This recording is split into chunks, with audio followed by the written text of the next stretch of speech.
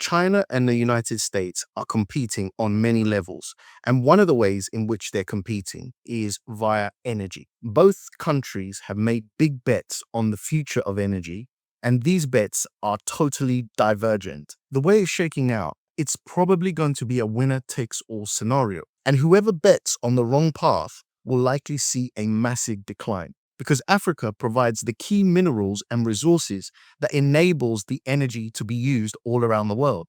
So now Africa finds itself at a crossroads.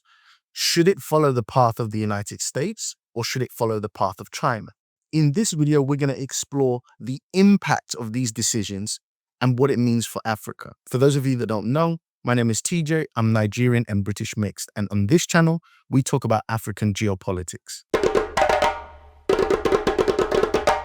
For the first time in history, the world's two superpowers are betting their future on two completely different energy paths. And with the United States having Trump at the helm, they've gone down the drill, baby, drill path. This is fossil fuel, natural gas, and they've totally de-emphasized renewables, such as solar power, wind power, which is also closely linked to things like energy storage in batteries. Now, that's going to become more relevant as we go into the video. China have done the complete opposite. They're betting it all on solar, wind, batteries, and even things like hydroelectric power.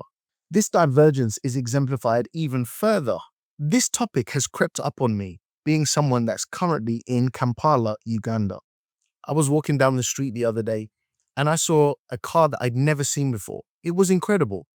And I realized it was one of these new electric Chinese 4x4s. I didn't know what the brand was, but the car looks slick and amazing. And maybe you guys have noticed online just how advanced the Chinese car manufacturing industry is right now.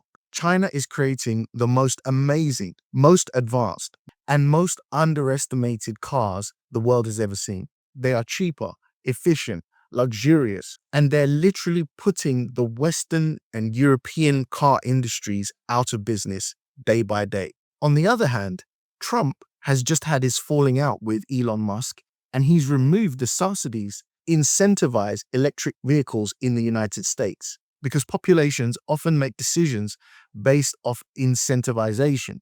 As they incentivize oil and gas and fossil fuels, the gas-guzzling cars that America is so well known for will persist and maintain while China is going full electric.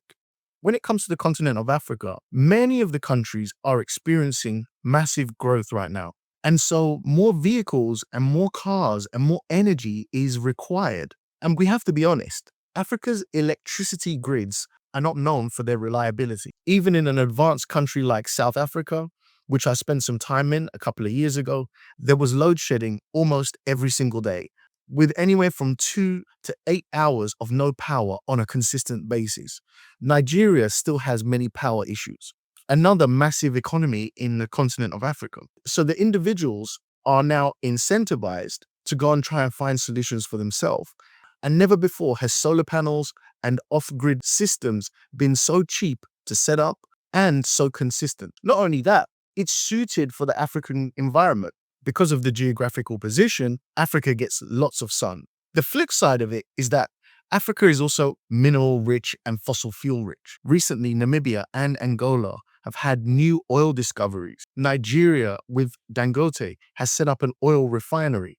So Africa has to think very carefully on where it's going to lay its energy allegiances and how it's going to manage this world moving forward. Now, as you watch this, I don't want you to underestimate this difference in energy paths that I'm talking about. It really will have impact on the next 30 to 50 years. And me, personally, I'm of the belief that the United States empire and the Western empire in general is on the decline. You may remember just a few months ago, many parts of Europe experienced a blackout for quite a number of days. It was a huge amount of people that were affected, and all types of systems went down, and there was mild panic and chaos for a while. They still haven't even definitively told us what the problem was, and I'm not sure they understand themselves because their systems are also becoming antiquated. Now, to further underline the importance of our energy future, I'm going to read you a tweet by a guy called Armand Bertrand. I came across him because He is followed by a bunch of people that I respect, including David Hundein. And I found the tweet quite interesting. I've given more thought and now I'm fully convinced this is by far one of the most consequential geopolitical developments of the 21st century. I mean, think about it. As the saying goes, the economy is energy transformed. So it's easy to understand that the situation in which we are in right now, with China going all in on renewable energy, while America bets on drill baby drill, isn't just about energy. It sets both superpowers on a very divergent path that will fundamentally reshape everything. Just take AI, for instance. As OpenAI Sam Altman recently told Congress, eventually the cost of intelligence, the cost of AI, will converge to the cost of energy. I think he's right.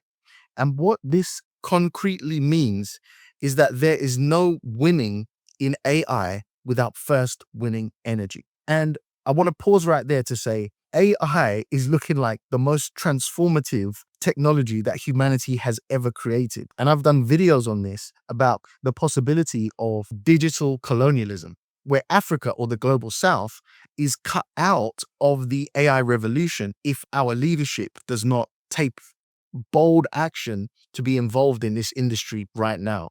It is disrupting everything. I'm sure you're feeling it in your life. All of this AI at the cutting edge requires massive power right now. And that's probably only going to increase. And that's what he's saying here. These industries are converging. It means that energy is truly the master key to technological supremacy. Whoever controls the cheapest, most scalable energy infrastructure will unlock immense advantages in every sector that matters. Now, of course, this leads us to the obvious question. In this unprecedented energy strategy divergence between the US and China, which approach may ultimately prove superior? But one of the things attached to this post on X is that he's put in these charts, and you've got to take a look at this. The first chart is exports of clean energy technology. So you've got lithium ion batteries, solar panels, electric cars. And as you can see, China is the yellow gold color, and they are absolutely dominating the United States in these industries. And then you look at the other chart and you see fossil fuel exports, crude oil, natural gas, and coal. And the United States is absolutely dominating these sectors. Now, what this chart does is give you a great visualization of just how divergent these bets are. And if any of these two sides want to course correct, they're going to be in a massive disadvantage to the other side. Now, think about this.